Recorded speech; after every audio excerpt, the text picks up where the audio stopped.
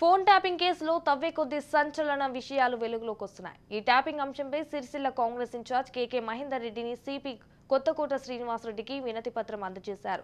రాష్ట్రంలో గత టీఆర్ఎస్ ప్రభుత్వం ప్రజల స్వేచ్ఛకు భంగం కలిగించే విధంగా ఫోన్ ట్యాపింగ్లకు పాల్పడిందని మండిపడ్డ కేకే దేశంలో టెలిఫోన్ యాక్ట్ ప్రకారం బాధ్యులపై చట్టరీత్యా చర్యలు తీసుకోవాలని డిమాండ్ చేశారు.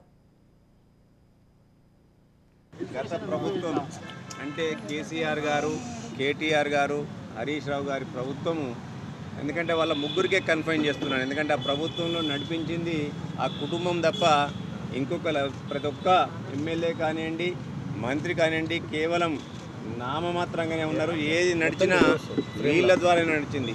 ఆ ఫోన్ ట్యాపింగ్ వ్యవహారాల్లో ఇవాళ ఏదైతే తెలంగాణ రాష్ట్రం ఒక స్వతంత్ర రాష్ట్రంగా ఏర్పడి తెలంగాణ ప్రజలందరూ కూడా స్వేచ్ఛ స్వాతంత్రాలతో మెలగాలని చెప్పి ఈ వ్యక్తులు ఎవరు కూడా లేనప్పుడు మేము అంటే నేను కానివ్వండి, ఎన్ఎం శ్రీనివాసరెడ్డి గారు కానివ్వండి, ఇప్పుడు వేరే పార్టీలో ఉన్న జిట్ట బాలకృష్ణ రెడ్డి గారిని అనేక మంది తెలంగాణ ఉద్యమకారులు తెలంగాణ బీజాలు నాటింది. ప్రభుత్వం ఈ ప్రాంతంలో స్వేచ్ఛ స్వాతంత్రాలకు కానీ, భావ స్వేచ్ఛకు కానీ, ప్రజాస్వామిక హక్కులకు కానీ, పౌర హక్కులకు కానీ ఆటంకం కల్పిస్తూ ఏ విధంగా ఫోన్ ట్యాపింగ్కు పాల్పడి ఇక రాజకీయ ప్రత్యర్థులనే కాదు ఇవాళ తెలంగాణ ఉద్యమంలో మేము మా యొక్క శక్తియుక్తులను పండిన మాపైనే ఒక అన్నదమ్ముల్లా మెలిగినాం, ఒక కుటుంబ సభ్యుల్లా వాళ్ళతో కలిసి తిరిగినాం.